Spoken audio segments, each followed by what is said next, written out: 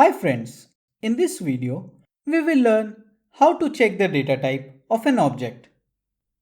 The built-in type function can be used to fetch the data type of any object which is referenced by a variable. For example, if we assign 100 to a variable named count, we can get the data type of the object storing the value by simply invoking the type function. In this case, it is an int as 100 is an integer.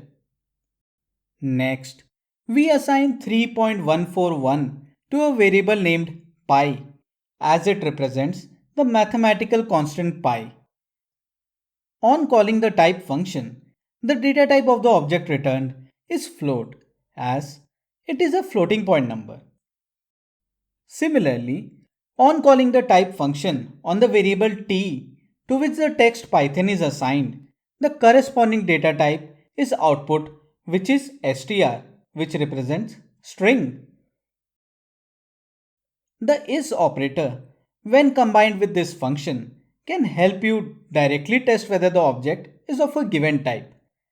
For example, after assigning 100 to a variable count, the expression type of count is int can be used to check if the data type is int. As 100 is an integer, the result returned is true.